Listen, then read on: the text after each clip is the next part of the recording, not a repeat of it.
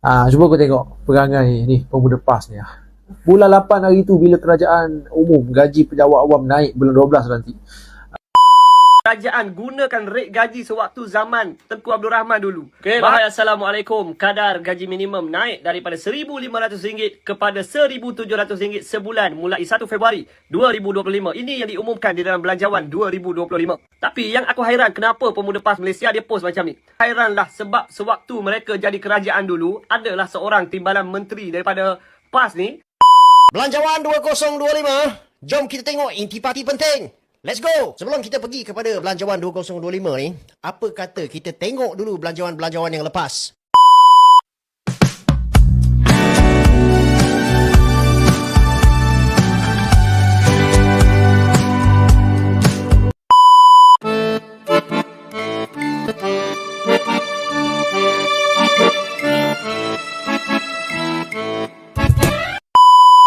Dalam setiap belanjawan, semestinya antara perkara atau faktor yang dinanti-nantikan oleh 30 juta rakyat Malaysia adalah berkaitan dengan bantuan-bantuan kewangan kepada rakyat.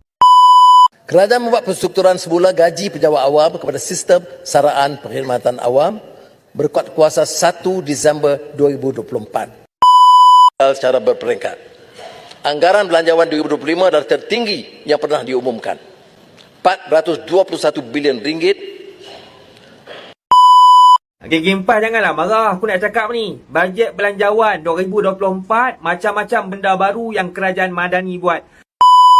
Okay, alright. Seperti mana tajuk, kita nak pergi soal Perikatan Nasional setelah pembentangan bajet 2025 petang tadi oleh Datuk Seri Anwar bin Ibrahim. Dan aku tengok, aku tak pergi beberapa orang ahli-ahli parlimen macam pembangkang. Aku pergi dekat ahli-ahli parlimen yang pertikaian nasional. Daripada semalam ni dia dah buat macam spekulasi. Faham, hari ni belanjawan, dia buat juga pertikaian dia. Hang tak kira lah hang buat apa pun, hang tidur pun dia pertikai, hang berehat pun dia pertikai, hang buat kerja pun dia pertikai. Nama pun seorang perjuangan Islam, yang Islam macam mana pun tak tahu, tapi jenis pertikaian.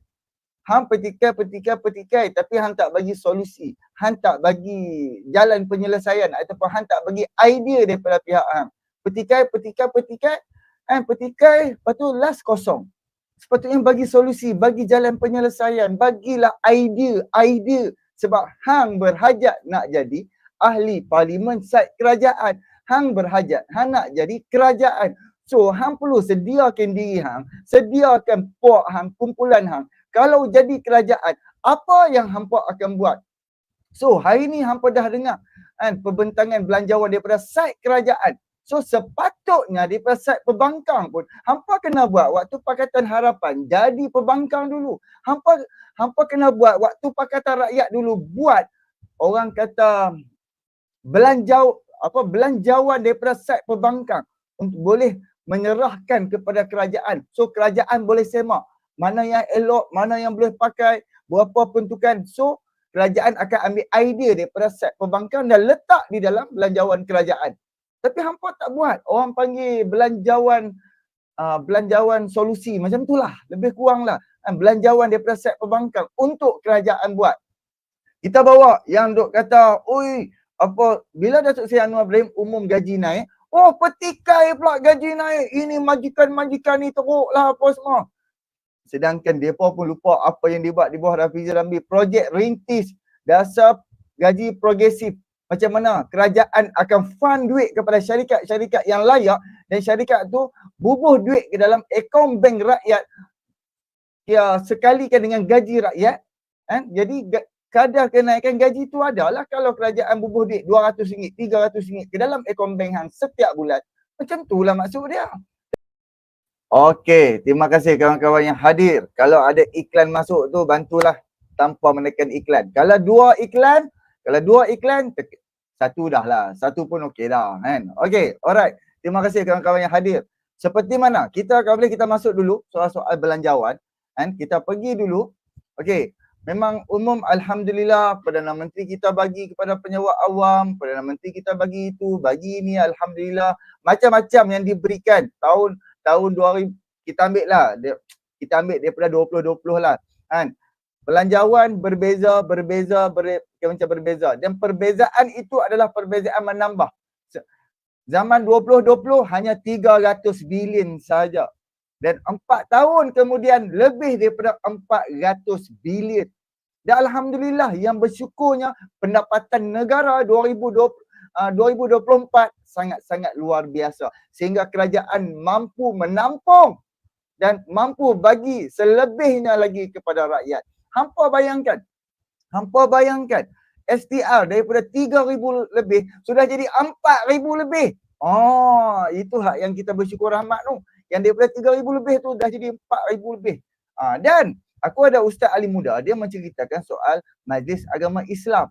Kan? Kita duk dengar hanya kata 1 bilion lebih, 1 bilion lebih, 1 bilion lebih. Segi ustaz alim muda, dia akan bentangkan ini soal agama Islam, soal umat Islam di dalam negara Malaysia ni. Berapa total peruntukan 2024? Okey, tak apa. Jadi kita nak share dulu, ini Perdana Menteri kita. Okey, ini Perdana Menteri kita sewaktu dia Menteri Kewangan satu ketika dulu sebelum dia dipecat oleh Tun Dr. Mahathir.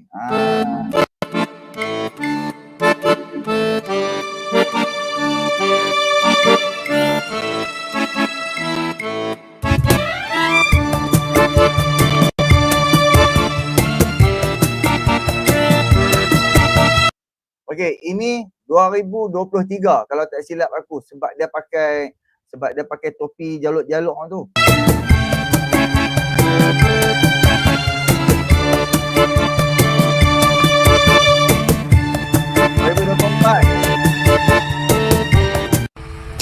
Alright, di situ, habis dekat situ. Dan kalau hampa nak tahu sewaktu apa orang kata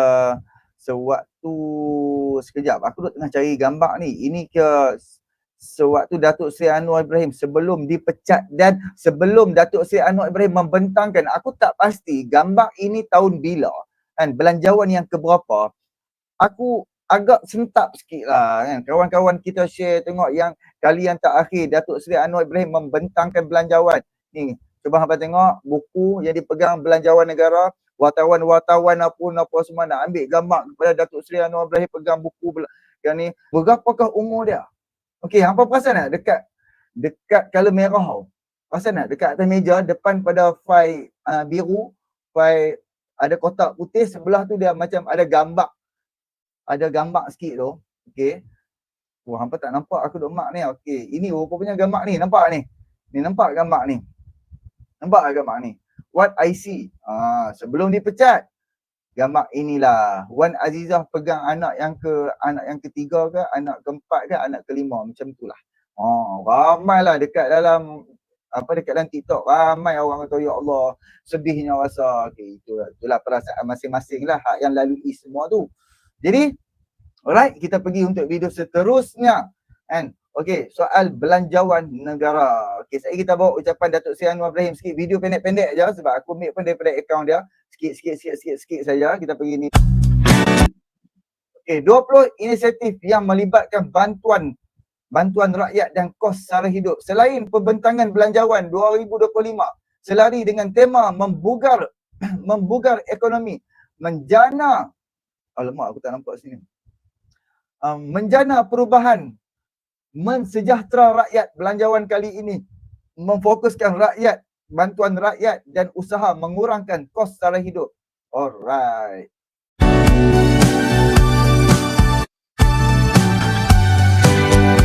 Okey, ini adalah sumbangan tunai rahmah. Okey, siapa-siapa dah yang dah dapat RM3,700 pada 2024. Kan, siapa yang dah dapat 2024 tahun ini RM3,700, 2025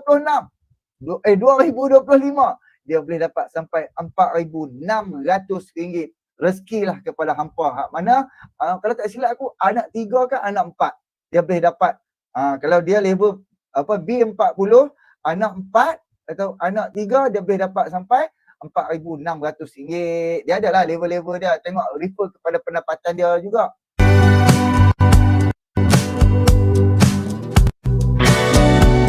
Okey, Ini sumbangan tunai rahmah bujang. 2024 dapat 500, 2025 dapat 600. Terima kasih kawan-kawan yang hadir. Waalaikumsalam kepada kawan-kawan yang memberi salam. Bantu aku like, komen dan subscribe. Frankie, jangan duk jeling-jeling je. Komen sikit. Okay, alright. Sumbangan asas rahmah SAR. Sarah kot yang ni. Okay, sama jugalah. Sarah. Sumbangan asas rahmah yang setiap bulan duit ni, RM100 ni ada di dalam IC kita. Ada dekat IC kita. So, hanya kedai-kedai yang tertentu saja yang akan ada package ni. Kita boleh pergi beli keperluan-keperluan asas saja. Okay.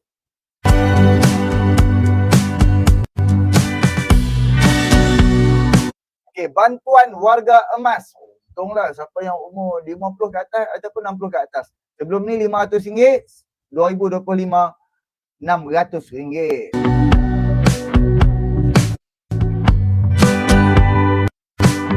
Okey, bantuan kanak-kanak keluarga miskin. 6 tahun ke bawah. 2024 RM200, naiklah RM250 pada 2025. Bantuan kanak-kanak miskin. Naik RM200. Gaji minimum. Siapa yang gaji RM1,500, dapatlah naik ke RM1,700.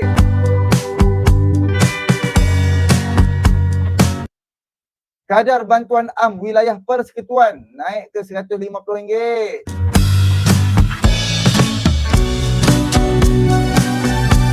Perkenal garis panduan gaji permulaan bagi sektor kerajaan 2024 tak ada. Sekarang 2025 contoh 3,380 jurutera mekanikal. Ini contoh. Dia dah ada kadar dah lepas ni.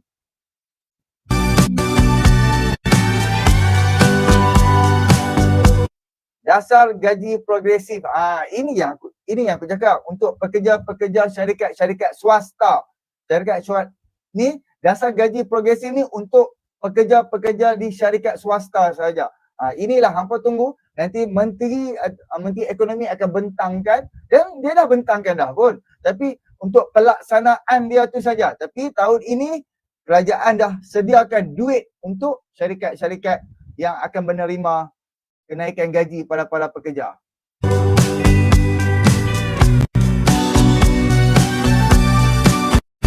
Okey, inisiatif pendapatan rakyat.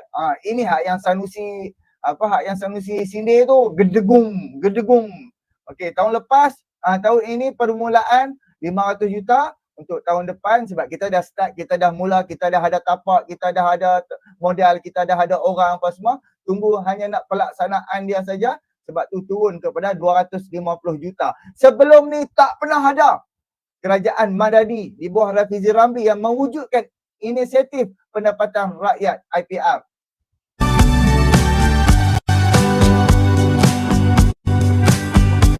Program Payung Rahmah, inilah hak yang duk pergi dekat setiap dun tu. Dan kali ni Datuk Seri Anwar Ibrahim kata setiap bulan wajib ada di setiap dun. 300 juta. Bantuan pembelian tiket penerbangan bagi mahasiswa kurang mampu. Kalau macam untuk pelajar-pelajar ataupun orang yang umur 18, 19, 20 yang nak pergi sambung belajar, dia boleh dapat ni bantuan penerbangan, pembelian tiket penerbangan. Ini di bawah Anthony Loke lah, daripada bawah DAP. Bawah DAP nak bagi ni tiket kapal terbang murah dekat hang ni. Kat anak-anak cucu kita.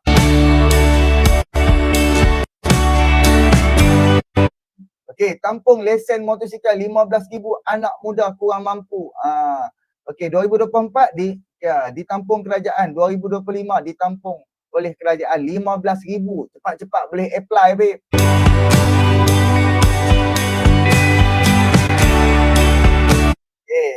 Helmet topi keledar percuma 67,000 keluarga miskin. UMNO pun buat tak ni?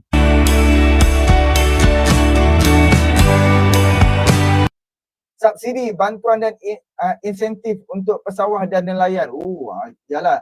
Macam untuk tahun 2024 2.6 bilion.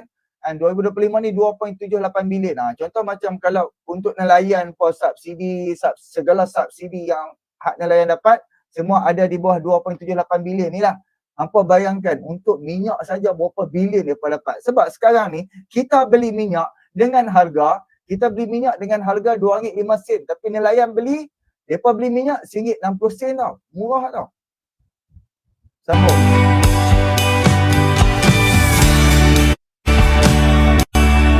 Okey, ini untuk RMT, anak-anak kita yang pergi sekolah rendah kalau tak silap kan. Ada daripada 700 juta dah naik 800 juta. Alhamdulillah. Okey, bantuan awal persekolahan ni, inilah yang setiap seorang murid dapat RM150 tu. Tahun lepas 2024 788 juta. Tahun depan 800 juta.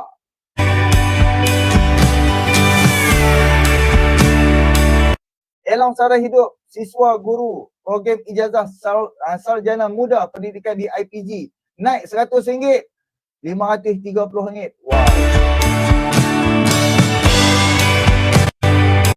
Bantuan OKU. Kalau tak silap aku, daripada RM500 naik RM600. Perdana Menteri kita cakap tadi kan. Sebelum ni 1.2, untuk tahun depan 1.3 bilion.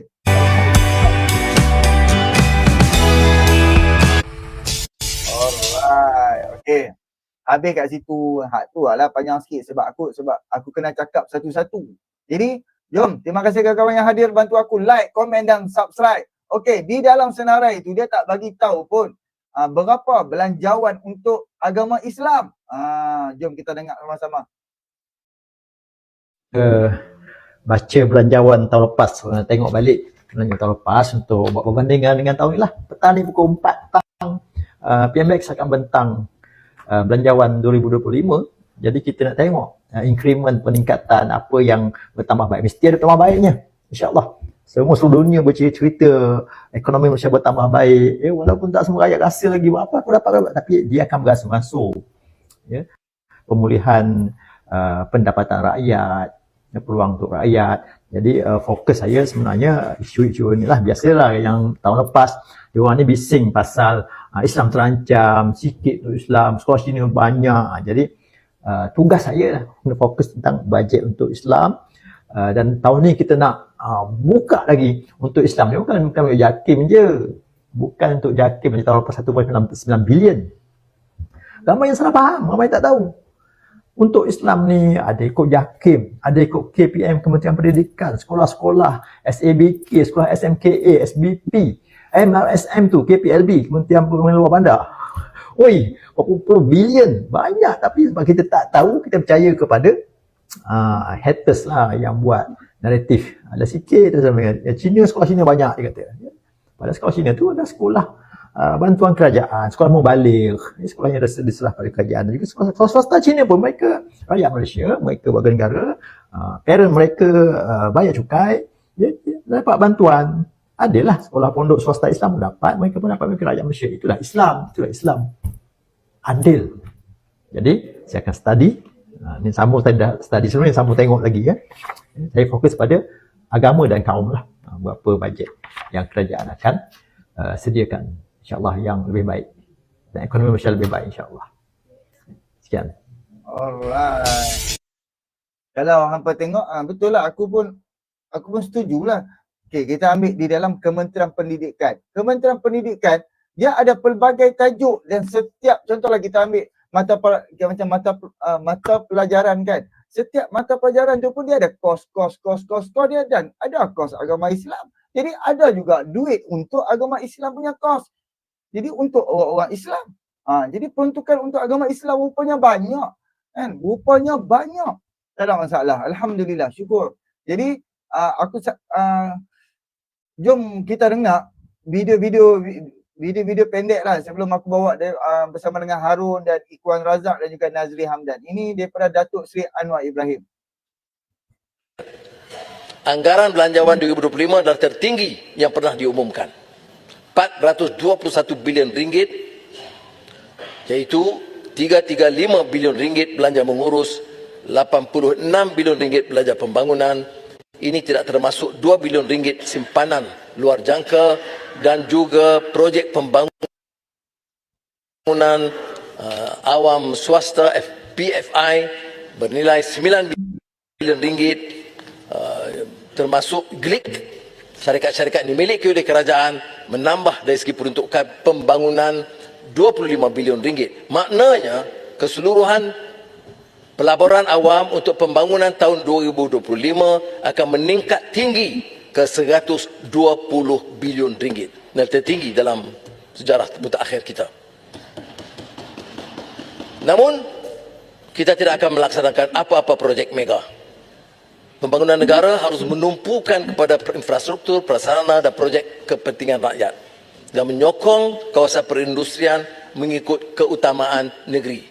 Dan saya akan kepilkan dengan izin Yang Di-Pertua, senarai mengikut negeri. Tiap negeri tanpa kecuali diberikan tempat dan juga peruntukan supaya dapat meningkatkan pelaburan. Kerajaan Madani menunaikan kesepakatan pemimpin terdahulu terkait perjanjian Malaysia 1963. Maka tidak harus dipetikai sebab Sabah Sarawak diberi perhatian khusus. Kerana pertama, jurang pembangunan antara negeri perlu dirapatkan, khususnya melibatkan prasarana asas seperti jalan raya, elektrik dan air bersih. Oleh itu, peruntukan pembangunan Sabah dan Sarawak terus diberi keutamaan dan adalah tertinggi antara negeri, iaitu masing-masing 6.7 bilion ringgit dan 5.9 bilion ringgit. Pemberian khas Sarawak tidak pernah dikaji sejak 1969. Alright. Okay, itu video yang pertama.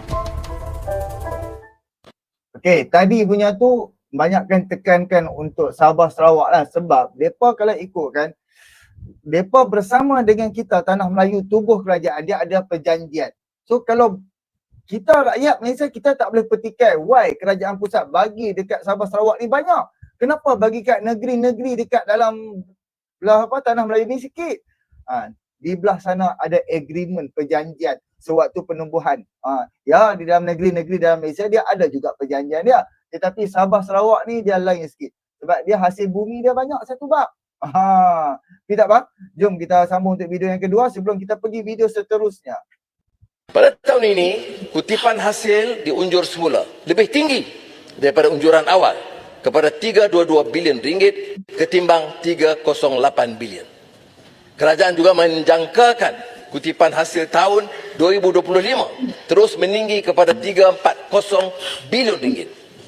Cuba hampa bayangkan, kerajaan kutip, oh banyak. Kerajaan dapat hasil saja. Maka kita bersyukur dan terima kasih kepada custom dalam LHDN. Tapi kita bersyukur peningkatan hasil yang nyata. Kendati pun begitu, asas hasil masih rendah. Malaysia menggunakan sistem percukaian, pengutipan hasil antara terendah di Asia, sementara perbelanjaan subsidi memuncak ke paras tertinggi di rantau Asia. Kita harus menangani kemelut ini. Asas cukai perlu diperluas. Cukai yang dipungut masih terendah, saya sebut tadi, yakni 12.6% kepada KDNK pada tahun 2023 ketimbang Thailand 16.1%. Okey, bila macam sebut soal cukai ni, aku cukup tak puas hati dengan seorang ahli Parlimen Perikatan Nasional. Sagi kita pergi dengar apa yang dia tulis. Awak kalau Perikatan Nasional memerintah takkan kutip cukai daripada rakyat ke apa? Kalau Perikatan Nasional memerintah takkan pungut duit cukai-cukai daripada maha-maha kaya ke apa? Malah bagi duit berbilion lagi kepada maha-maha kaya ke apa? Ini otak ahli Parlimen betul-betul buta perut, tak ada akal. Hei. 14.1% dan Singapura 13.7%. Kita menanggung subsidi, insentif dan bantuan kepada rakyat mencecah 80 bilion ringgit tahun lalu. Subsidi dan bantuan kepada rakyat mencecah 80 bilion ringgit. Dia tidak jadi masalah. Masalahnya ialah bila dinikmati oleh golongan maha kaya dan warga asing. Dari 80 bilion itu, sebahagiannya dimanfaat oleh maha kaya dan warga asing. Dan ini harus diluruskan. Arakian, reformasi fiskal tahun depan akan lebih agresif mencakup perluasan hasil cukai secara progresif dan penyasaran subsidi kepada majoriti rakyat yang memerlukan.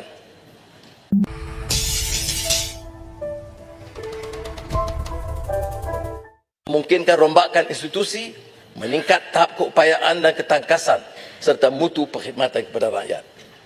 Justru itu, Akta Kewangan Awam dan Tanggungjawab Fiskal (FRA) telah menetapkan penanda aras yang jelas terkait pengurusan hutang dan defisit fiskal. Hutang akan terus meningkat selagi tidak dikurangkan defisit.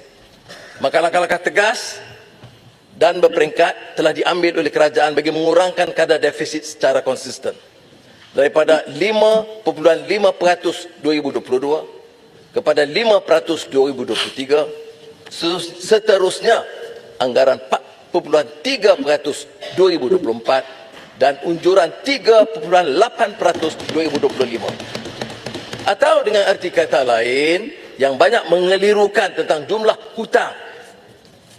Hutang terkumpul, hutang lama. Hutang baru, itu yang kita kurangkan. Saya telah janjikan kita tidak akan menambah hutang. Dengar baik-baik. Yang saya sebut ialah tahun 2022 kerajaan berhutang 100 bilion ringgit. 2023 kita kurangkan ke 90 bilion ringgit. Tahun 2024 dianggap dikurangkan kepada 85 bilion ringgit dan unjuran untuk tahun depan 2025 dari 100 bilion kita kurangkan ke 80 bilion ringgit. Ini maknanya pengurangan hutang yang jelas dan bertanggungjawab. Dan ini bermakna apabila dapat dikurangkan kadar defisit dan pinjaman baru secara berperingkat setiap tahun, membolehkan kita mencapai jangka sederhana FRA, iaitu defisit fiskal pada 3% dan paras hutang di bawah 60% KDNK.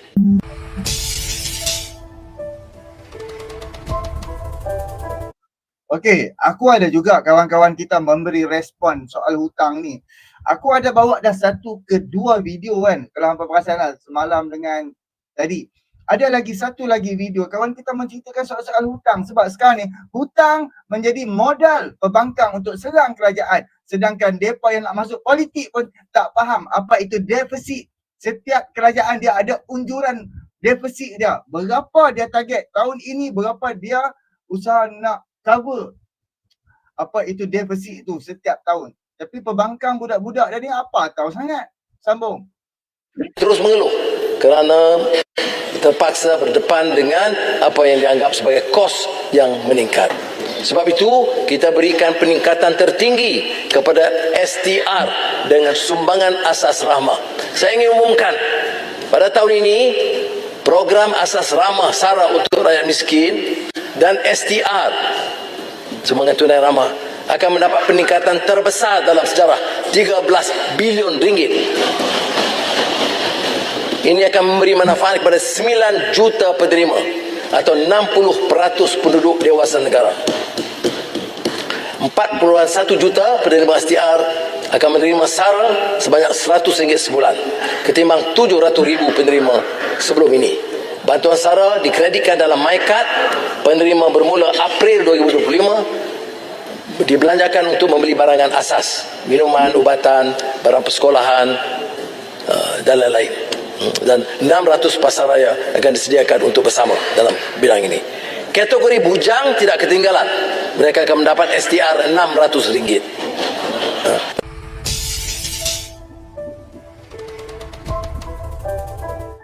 Petrol. Ada yang koyak, ada yang sakit hati, tapi kami sayang PMX sebab PMX bagi lebih banyak dan lebih baik, yang lebih hebat daripada zaman yang hampa sokong tu. Jangan marah, jangan sakit hati. RON 95. Kenyataan petrol RON 95. Kenyataan yang tidak dapat disangkal adalah bahawa warga asing dan 15% teratas pengguna maha kaya menikmati 40% subsidi petrol RON 95 bernilai 8 bilion ringgit. 8 bilion ringgit itu subsidi kerajaan dari orang yang mengutip cukai kepada golongan maha kaya dan warga asing. Maka Lebih baiklah 8 bilion ini dimanfaatkan untuk kemudahan pendidikan, kesihatan, pengangkutan awam, termasuk orang asli. Harga yang rendah menyebabkan kerajaan menanggung jumlah subsidi RON 95 tahun 2023 mencecah 20 bilion ringgit. Namun kerajaan komited untuk mengekalkan subsidi. Kerajaan akan mengekalkan subsidi untuk majoriti rakyat. Seperti penyasaran subsidi elektrik. Maknanya 85% rakyat tidak terkesan dengan perubahan penyasaran subsidi RON 95. Bagi mengelakkan kekeliruan, saya tegaskan sekali lagi bahawa tanggungan subsidi masih diteruskan bagi 85% rakyat. Kerajaan bercadang untuk melaksanakan penyasaran subsidi RON 95 pada pertengahan tahun 2025. Alright. Penyasaran subsidi akan dibuat di tengah-tengah tahun 2025. So, aku tak sabar aku nak bawa angpau pergi dekat muka buku seseorang ni. Kan? Terima kasih kawan-kawan yang hadir. Jom kita pergi. Yang dia kata, oh diumumkan cukai. Cukai yang, okay, alright. Mana dah sekejap. Mana yang dia kata, okay, RON 95. Lepas tu dia ambil video dia sewaktu PRK Mahkota. Mengatakan, benarlah kata-kata dia. RON 95 subsidi akan ditarik balik. Habis tu apa guna penyasaran? Hang tu weh, ni Fadli Syahari. Hang tak apalah, hang tu gaji 20,000, 30,000 sekarang ni sidang parlimen sebulan. Sehari hang dapat allowance RM400. Hang tak apalah puluh-puluh ribu, apa hang nak heran? Allah, hang boleh tak sembang? Okay, alright. Dia kata apa? Sewaktu kempen pilihan raya kecil mahkota yang lalu, saya sudah menyatakan bahawa kemenangan UMNO BN dalam PRK itu nanti akan memberi laluan selesa untuk subsidi RON 95 ditarik balik di dalam pembentangan belanjawan 2025 dan kenaikan harga di stesen minyak akan berlaku. Hari ini Perdana Menteri sudah mengesahkan dalam pembentangan belanjawan 2025. Tahniah semua rakyat Malaysia. Jadi jom kita dengar apa yang dia kata. Kalau Sekejap. sebab itu tuan-tuan sekalian, saya nak minta, kalau kita tak mahu tragedi yang berlaku dalam pilihan raya kecil Kuala Kubu Baru, apa yang berlaku dalam pilihan raya kecil Kuala Kubu Baru, calon daripada DAP menang dengan majoriti selesa. Selepas itu subsidi diesel terus ditarik balik menyebabkan harga diesel kita terpaksa bayar dengan harga yang ada pada hari ini. Berlaku pilihan raya kecil Sungai Bakap, Perikatan Nasional menang. Di Nenggiri, UMNO menang. Tetapi di Nenggiri ini terus diikuti dengan pilihan raya kecil mahkota. Tuan-tuan sekalian, yakin ke tidak, percaya atau tidak, dalam belanjawan 2025 yang akan dibentangkan tak lama lagi, sudah ramai penganalisis memberitahu bahawa pada masa itu akan diperkenalkan penyasaran semula subsidi RON 95. Kalau itu berlaku tuan-tuan sekalian, tak kiralah tak baru atau tak lama, menyesal tak saudara kita. Alright, itulah yang dikatakan oleh Fadli Syahari. Kononnya apa yang dia kata tu benar-benar berlaku. So apa masalah? Kami tahu level hang, nanti hang tak dapat duit subsidi setiap bulan. Level hang naik Mercedes sekali isi RM250. Sekali isi RM250. Mercedes, minyak pun kuat, itu pun kuat. So hang memerlukan subsidi rakyat untuk nak menampung hang punya kos. Kami rakyat yang B40, M40 dapat duit setiap bulan, duit subsidi. Cuba hangpa tengok orang yang naik kereta besar-besar, Jaguar, apa kereta-kereta hebat-hebat, gah-gah punya ni, naik sehari sekali isi apa 200, 300. 2 hari habis dah. 2 hari habis dah, ini 200-300. Yang kita isi RM100 pun sampai tahan. Pun kalau macam kita tak pergi mana, kita ada rutin hari-hari, ya ada yang jauh, ada yang memerlukan minyak yang banyak, ada yang memerlukan minyak yang sikit. Kan kita isi RM50, tahan seminggu, tahan 2 minggu macam aku. Kan jangan-jangan sekali baru aku akan keluar rumah. Isi full tank, 2 minggu pun tak habis lagi. Kan jadi contoh macam inilah, contoh kalau macam kita rakyat, kita akan dapat duit setiap bulan. Sebab tu untuk apa dia yang dibuat oleh kerajaan tu padu. Sebab tu kerajaan nak baca berapa jarak hang daripada rumah ke tempat kerja. Kerajaan nak tahu berapa jarak hang. So daripada segi itulah kerajaan akan bagi. Dan kerajaan pun tahu orang yang duk ulang-alik tu naik kenderaan, naik motor. So kerajaan akan kaji, akan kira-kira. Anda kata kita pi balik kerja 100 km. So hang boleh dapat subsidi banyak ni. Kan? Contoh hang dapat macam subsidi RM300. Kalau macam hang bekerja dekat saja lebih kurang 10 km, hang dapatlah subsidi RM200. Sebab tu ada padu. Padu inilah yang akan menentukan berapa subsidi yang kita akan dapat. Tapi kalau duk percaya cakap-cakap lebay-lebay ni bukan nak kata tak ada duit, kerajaan tak ada duit, hutang. Yang kaya dapat menikmati gila-gila. Yang miskin hang isi minyak motor RM5 pun seminggu tak habis RM5 tu.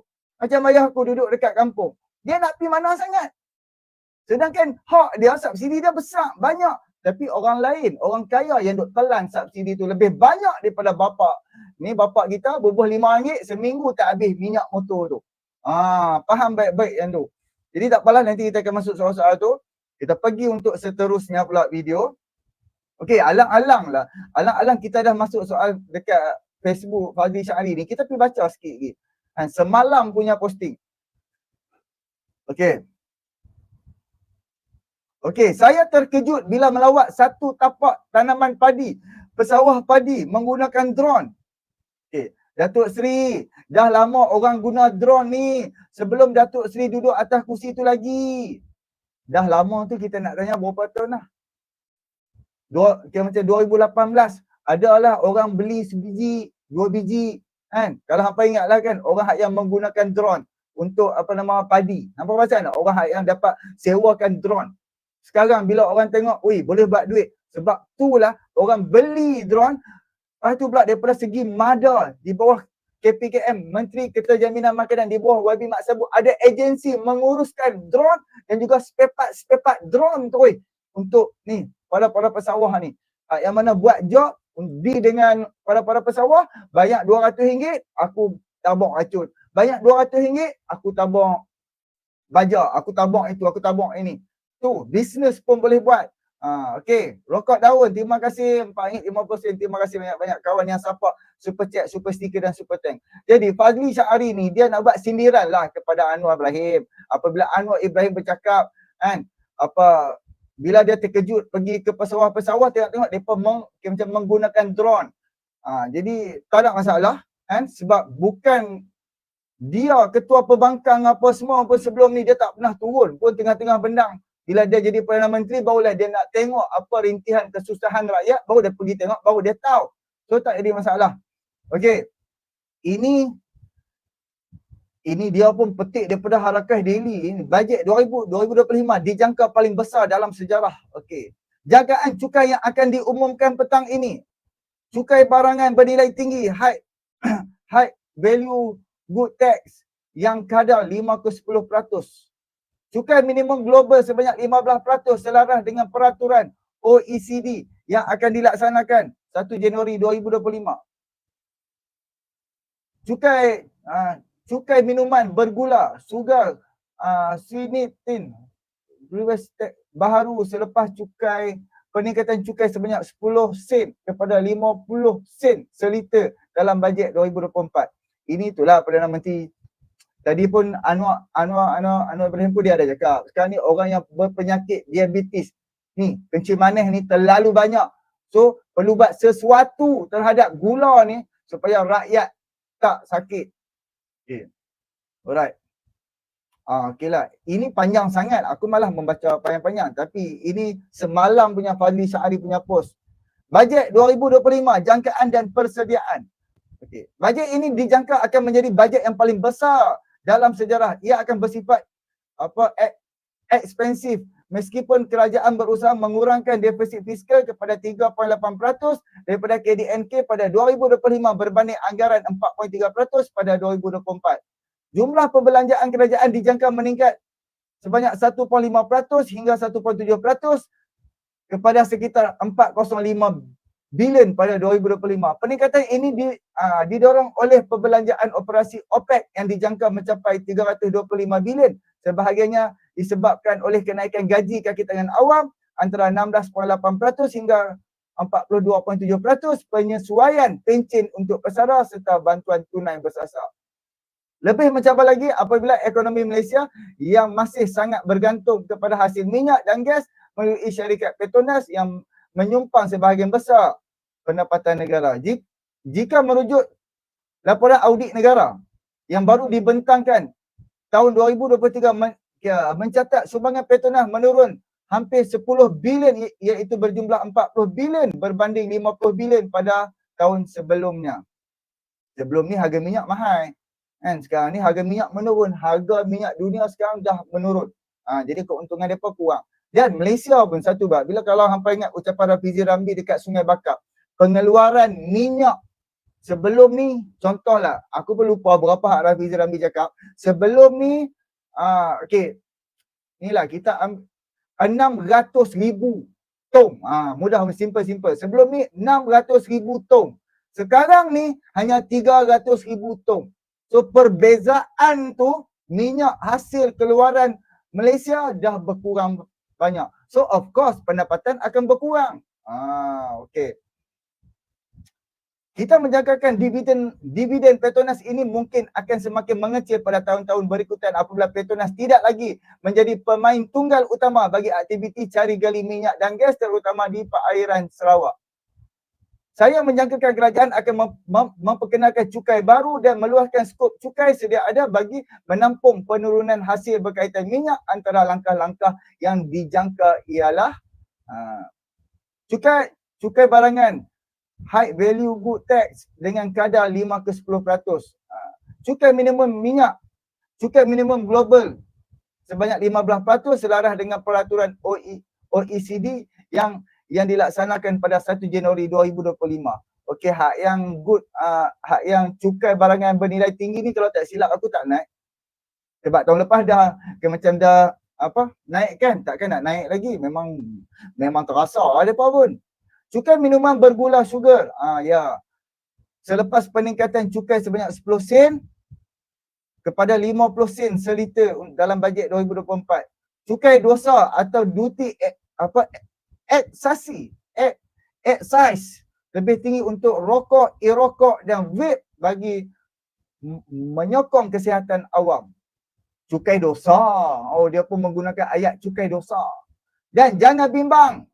Bajet 2025 masih lagi bersifat pra-gula-gula kerana gula-gula sebenar hanya akan muncul di dalam bajet 2026 dan kadar gula yang akan lebih tinggi dalam bajet 2027 nanti. Sama-samalah kita nantikan esok. Okey, Fazli Syahri pun bubuh gambar dia. Okey, alright. Okey, salah satu terima kasih kawan-kawan yang hadir. Aku nak bawa apa yang Perdana Menteri dah buat 2024. Ada salah satu yang masuk ke dalam kampung ke kampung. Jom kita layan. Assalamualaikum warahmatullahi wabarakatuh. Salam minda bijak berganda. Perlis reform berbicara menjana generasi juara. Alhamdulillah kita panjatkan syukur kepada Allah Subhanahu Wa Taala yang telah mengurniakan kita seorang pemimpin negara yang besar jiwanya dengan meletakkan satu dana yang disebut sebagai sejati madani yang telah pun dikurniakan kepada pengurusi JP KKP seluruh negara, dan sebahagian yang kami paparkan adalah sebahagian daripada pengurusi JP KKP di negeri Perlis ramai 50 kampung yang telah pun berjaya mendapat dana tersebut, dan mereka berkumpul untuk memikirkan dan berbincang di peringkat pelaksanaan projek. Apapun ini luahan mereka. Sejati Madani! Terima kasih PMS! Terima kasih PMS! Terima kasih PMS! Dan kami Pesona Negeri Perlis merakamkan jutaan terima kasih yang tidak terhingga kepada PMS di atas satu dasar yang membolehkan kemeriahan ekonomi berlaku di peringkat akar umbi. Terima kasih PMS. Dan sebahagian lagi akan menyusul kemudian. Sekarang dalam proses yang dilakukan oleh pihak ICU. Terima kasih semua pihak. Terima kasih PMS sekali lagi. Terima kasih semua. Kerajaan Perpaduan. Assalamualaikum warahmatullahi wabarakatuh. Alright. Cuba hampa bayangkan 100,000 setiap kampung. So aku dah tengok banyaklah video-video apa semua. Mereka buat pagar elok-elok. Mereka buat kolam. Mereka beli ikan keli. Macam-macam mereka buat untuk belah ikan keli. Mereka buat kolam. Aku tak pastilah tanah tu macam mana ke apa, aku pun tak pasti. Tapi mereka buat satu kolam, dia ada signboard besi satu, program kerajaan Madani, dengan duit 100,000 tu dan dapat menjana balik pendapatan untuk kampung-kampung tu.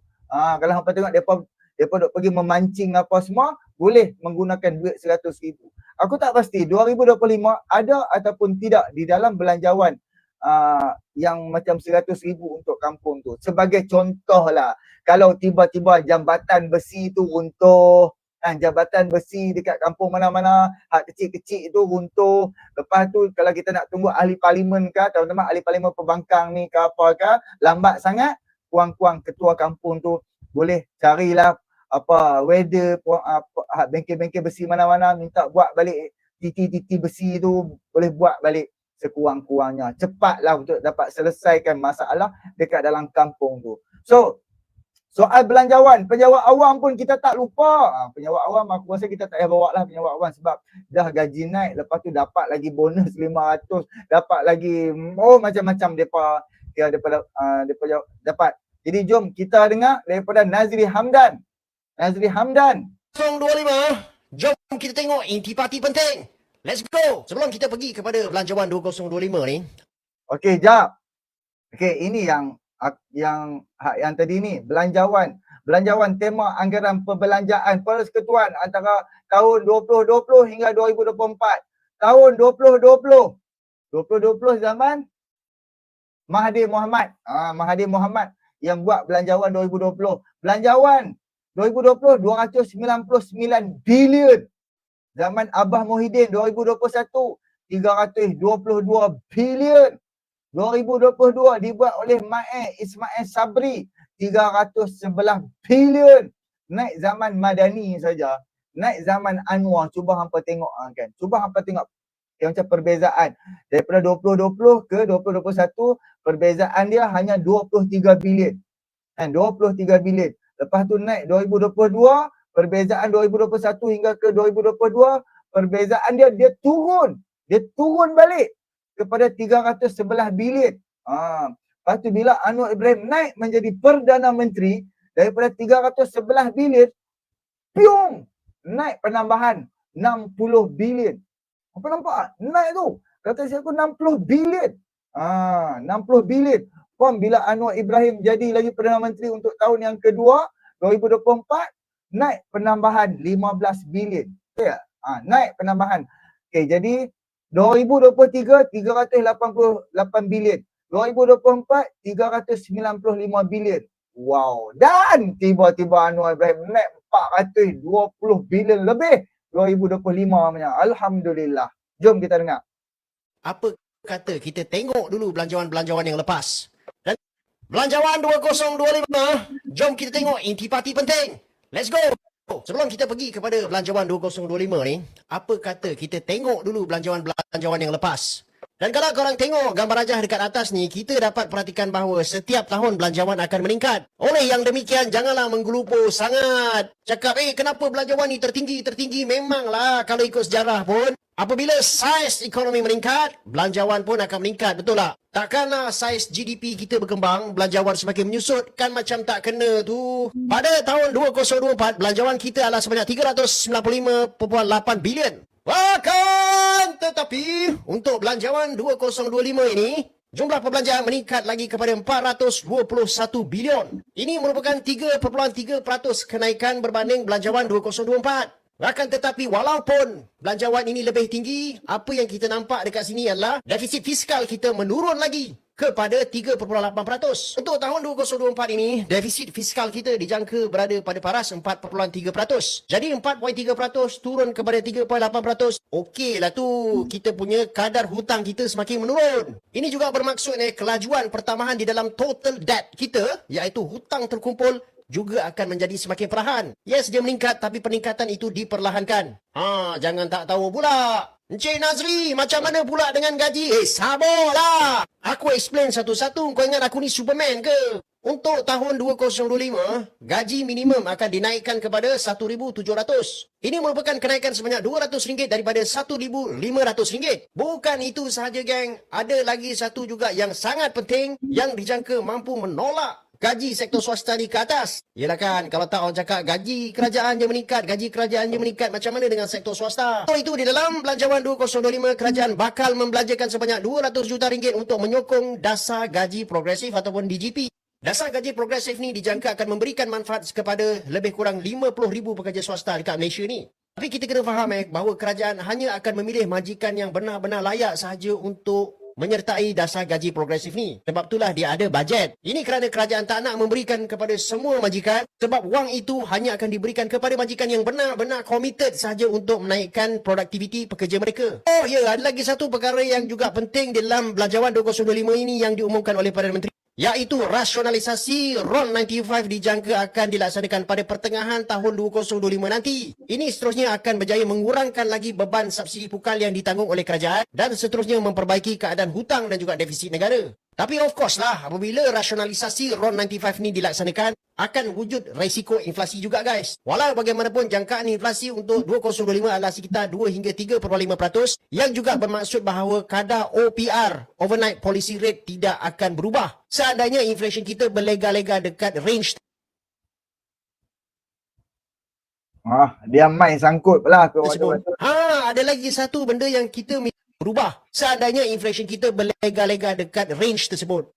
Ada lagi satu benda yang kita mesti tahu, iaitu kerajaan bakal memperkenalkan apa yang dipanggil sebagai dividend tax ataupun cukai dividen. Tapi bila kau tengok cukai dividen ni, janganlah menggelupur sangat. Bang, habislah kita punya dividen KWSP kena cukai macam ni. Amanah saham pun kena lah bang. Weh, bacalah dulu sampai habis. Cukai dividen ni adalah sejenis cukai progresif iaitu dia jenis cukai yang dikenakan ke atas mereka yang berpendapatan semakin tinggi. Cukai ini hanya dikenakan kepada golongan yang maha kaya lah geng. Iaitu kalau pendapatan dividen mereka melebihi 100,000.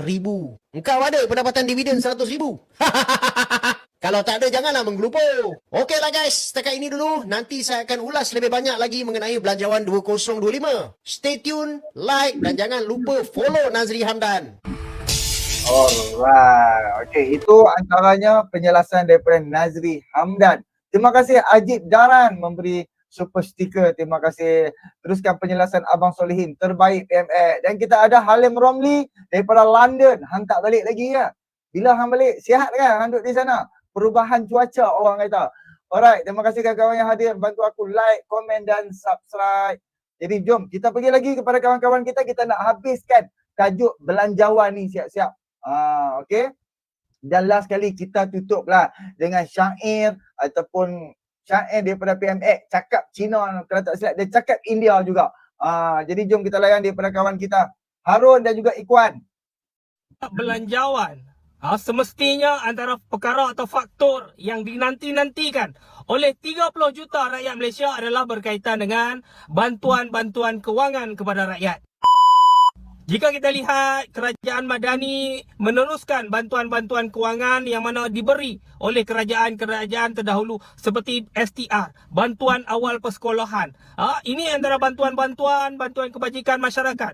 Ini antara bantuan-bantuan yang diteruskan. Kerana apa? Ini baik, penting untuk rakyat, untuk membantu rakyat.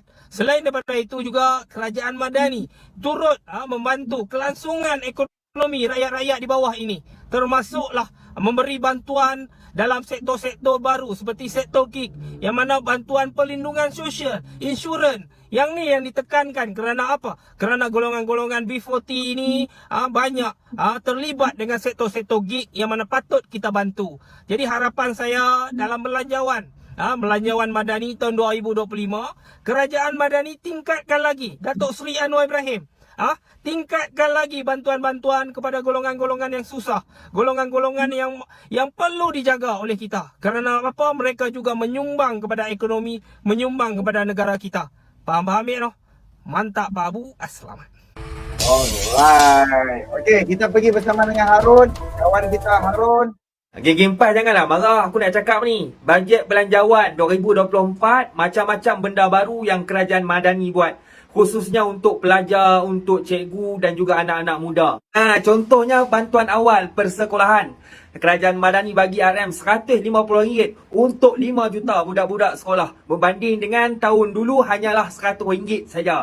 Budak-budak sekolah kemudian dia kayu dapat pengangkutan percuma, nak bergerak pergi mana pun senang. Lagi satu pula sekolah kafar, guru-guru kafar. Dah dinaikkan gaji RM1,100 kalau dulu RM1,000. Bantuan khas untuk Tok Imam, Tok Bilal, Tok Siak, guru agama. Kalau dulu RM500, sekarang ni naik RM700. Macam-macam kerajaan Madani buat tu. Kalau tak percaya, hampa tengok bajet belanjawan lagi. Mesti naik lagi. Lebih hebat lagi pada 2024. Okay, alright. Habis kat situ, kawan-kawan kita memberi penjelasan sebelum pembentangan bajet. So, okay, aku rasa dah cukup dah kita soal-soal belanjawan. Aku rasa dah habis. Kita ada, okay, soal klinik daif ni lah. Okay. Ada, hampa bayangkan klinik daif. Kita pergi hospital ataupun kita pergi klinik itu tidak memberi keselesaan. Tidak memberi keselesaan kepada kita. Kita kena tunggu dengan panas, dengan tak ada kipas, duduk di luar. Hampa bayangkan. Cuba, okay, kalau dekat Baling, masih ada yang pondok kayu apa semua. Klinik desa lah orang panggil. Tapi masih okey. Tapi ada beberapa lagi tempat dan ada lagi klinik-klinik desa yang dah tutup pun ada. Atas sebab dia punya kawasan klinik tu teruk, berlubang, anai-anai tiang. Tapi masih kayu. Tapi kita dekat belah Semenanjung ni okey lah. Tapi belah Sabah Sarawak ni kesian. Kesian sungguh. Jadi jom kita layan. Apa yang dikatakan ni? Ada 150 klinik daif. Lebih kurang 150 ke 160 klinik-klinik yang masih dalam struktur kayu. Dan juga daripada sebahagian 21 klinik yang roboh dan bina ini, kita juga mempunyai peruntukan khusus sebanyak 56 projek klinik-klinik daif yang kita naik dalam dari sudut penggantian bumbung, penggantian pendawaian elektrik dan juga pertambahan struktur-struktur yang khusus. Tuan-tuan sedar tak? Kita ni merdeka dah 67 tahun. Bukan setahun, 2 tahun kita baru merdeka. Tapi kalau kita lihat kenyataan video tadi tuan-tuan, yang didedahkan oleh timbalan menteri kita tuan-tuan. Di Sabah, di Sarawak, di kawasan luar bandar, masih ada lagi klinik-klinik daif yang masih lagi menggunakan bangunan-bangunan lama, guna papan kayu, pendawaian lama yang tunggu masa saja tuan-tuan. Kita ni patutnya malu tuan-tuan. 67 tahun kita merdeka dah tuan-tuan. Tapi di bawah kerajaan Madani hari ni, saya nampaklah ada usaha yang mana dibuat oleh Datuk Seri Anwar Ibrahim. Fokuskan untuk memperbaiki infrastruktur yang penting ni di kawasan-kawasan luar bandar. Yang ni yang patut dititik beratkan. Kalau kita nampak kenyataan yang dibuat oleh menteri dalam parlimen, timbalan menteri dalam parlimen, dia kata apa? Hampir 160 lebih klinik-klinik daif dah diperbaiki. Maksudnya Datuk Seri Anwar Ibrahim ni mengotorkan janji dia tuan-tuan untuk memperbaiki benda ni. Jadi harapan saya tuan-tuan, dalam masa terdekat ni akan ada perbentangan bajet belanjawan negara kita. Saya harap kerajaan Madani hari ini titik beratkan konsep keadilan, turunkan lebih banyak bajet dan dana untuk memperbaiki lebih banyak, membina lebih banyak infrastruktur di kawasan luar bandar. Inilah konsep keadilan yang diperjuangkan oleh Datuk Seri Anwar Ibrahim. Faham ni? Mantap babu aslam. Alright, hampa bayangkanlah. Contohlah contoh macam kita duduk dekat pekan ni apa semua, kita dapatlah rasa kenikmatan, tempat yang selesa, ada ruangan menunggu. Nasiblah kalau ada aircon, alhamdulillah. Tak pun ada kipas di atas kepala. Tapi klinik-klinik daif tak ada semua tu. Kayu, lantai berlubang, reput, semua ada. Jadi alhamdulillah dah 100 lebih dah siap repair. Dan alhamdulillah peruntukan untuk Kementerian Kesihatan untuk pembinaan saja ratusan juta tau untuk nak repair balik hospital ke klinik mana hak rosak, hak tak elok. Alhamdulillah kerajaan sediakan semua tu. Okey. Untuk soal belanjawan ni kita nak tutup dengan Datuk Seri Anwar Ibrahim. Bib, ada juga, tak apa, sekilas kita buat soal hutan negara dan juga gaji naik. Jadi kita tutup soal belanjawan ini dengan syair Datuk Seri Anwar Ibrahim. Dengan bijaksana, oleh PMX cakap Cina dah. PMX cakap Cina dah. seperti yang diungkapkan dengan bijaksana oleh Confucius dalam论语 the NLX, 国而不改，其为国矣。 Jika berlaku kesilapan dan tidak dibetulkan, maka itulah kesilapan yang sebenar. Sebab itu kita berusaha membetulkan. If you make a mistake and do not correct it, this is a true mistake. Dan kesilapan fatal inilah menurut Confucius yang telah menjerumuskan kita ke perangkap putaran ganas. Yi chuo cai, yi chuo cai chuo.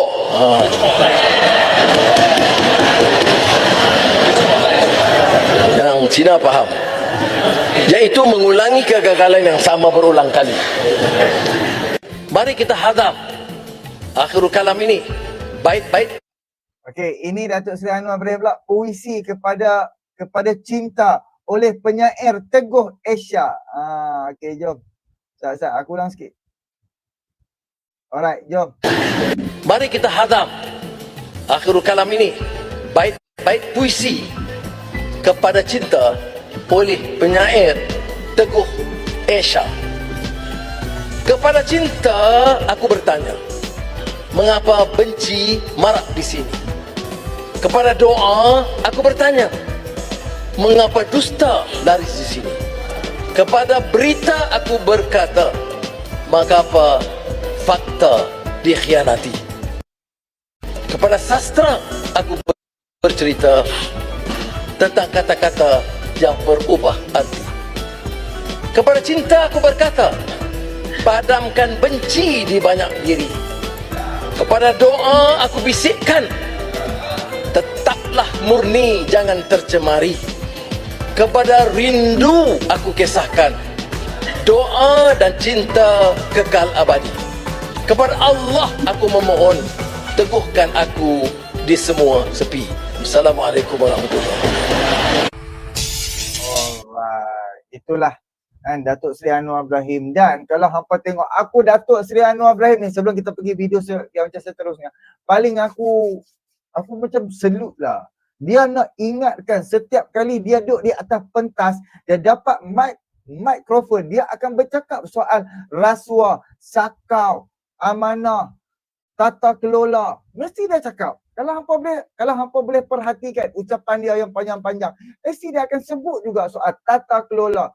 Sebab dengan tata kelola, hapuskan rasuah, hapuskan sakau, kerajaan ada duit yang banyak dan kerajaan dapat curahkan balik kepada rakyat. Tetapi bila sakau terlalu banyak, curi terlalu banyak, dekat kastam duk sakau, dekat pelbagai agensi kerajaan duk sakau, kerajaan tak ada duit. So macam mana kerajaan nak bantu kepada rakyat? Tapi apabila 2 tahun Datuk Seri Anwar Ibrahim menjadi Perdana Menteri dan bila dia pegang jawatan tu, dia usaha nak hapuskan rasuah. Dan sekarang Alhamdulillah kita boleh tengok setiap tahun dia boleh keluarkan duit. Walaupun dia tak kira negeri pembangkang, negeri sait kerajaan, negeri mana-mana, dia dapat bagi. Dia dapat bagi berbilion-bilion. Malah Sabah Sarawak yang duk tuntut MA 63 lebih 60 tahun. Why zaman Anwar satu persatu Anwar bagi hak Sabah Sarawak. Tu yang Sabah Sarawak kena bersyukur lah. Sebab kalau naik kerajaan PN, mustahil mereka akan bagi apa yang Anwar bagi. Okay, alright. Kawan kita ni, new account ni cakap, tahun depan belanja buat sesen pam minyak masak, baru reformasi Datuk Seri Anwar. Dah, soal, aku dah baca juga komen hang tadi kan. Okay, soal minyak masak ni, aku tak setuju. Yes, murah. Tapi aku tak setuju kerajaan bagi subsidi kepada minyak masak. Sebab sekarang ni pendatang asing banyak. Pendatang asing pun sekarang mereka bekerja di kedai-kedai runcit, di pasar-pasar raya. Contoh kita ambil beras, gula, minyak masak, 3 barangan subsidi. Lepas kita boleh tepung satu. Ini kita rakyat Malaysia pun makan, mereka pendatang asing pun makan. Mereka yang duduk dalam Malaysia bukannya mereka nak hidup selama-lamanya di dalam Malaysia. Dan mereka bukan rakyat Malaysia. Tetapi bila mai dalam Malaysia, mereka nak buat balik duit. Mereka nak cari duit. Tetapi kerajaan pula duk kena belah dia. Macam kerajaan kena bagi harga yang murah pula dekat dia. So tak adil. Dan bila pendatang asing dapat barangan-barangan subsidi, rakyat sendiri Rakyat yang beranak, yang lahir warga negara Malaysia sendiri tak dapat barangan subsidi. So ketidakadilan tu berlaku. So kerajaan cuba hampa bayangkan dalam masa 10 tahun, 20 tahun dah berapa bilion kerajaan keluarkan untuk minyak masak, untuk gula, untuk tepung, barangan, untuk beras dapat dinikmati oleh pendatang-pendatang asing. Sepatutnya itu untuk kita rakyat Malaysia, bukan untuk dia. Bukan untuk pendatang-pendatang asing. Kedai-kedai makan siam-siam punya, kedai-kedai mamak, bukan. Tapi mereka dapat dah berapa bilion kerajaan dah bagi untuk mereka. So aku, kalau hampa tanya aku okey, aku faham apa yang nak dibuat oleh Rafizi Ramli dan juga kerajaan Madani melalui PADU. Kerajaan nak kumpulkan ke semua data-data berapa anak hang, berapa perjalanan hang, berapa sewa rumah hang. Kerajaan nak tahu berapa komitmen hang. So kerajaan akan bagi melalui duit cash masuk dalam akaun bank hang, dan ketika itulah kerajaan akan tarik semua subsidi. Duit subsidi yang bilion ringgit tu akan masuk dalam akaun bank kita terus. Itu yang aku nampak dan yang aku faham. Dan aku setuju gila-gila. Barulah pendatang asing mereka tak dapat menikmati barangan-barangan subsidi. Kita rakyat Malaysia, kita dapat duit. Mereka pendatang asing, mereka tak dapat duit. Faham tak? Jadi, mereka beli dengan harga yang sama, kita beli dengan harga yang sama, mereka kerajaan tak bagi satu sen pun. Kita, warga negara Malaysia, rakyat Malaysia, kerajaan bagi duit. Itu yang untung dia.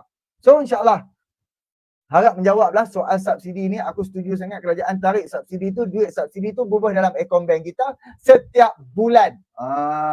Okay? Alright?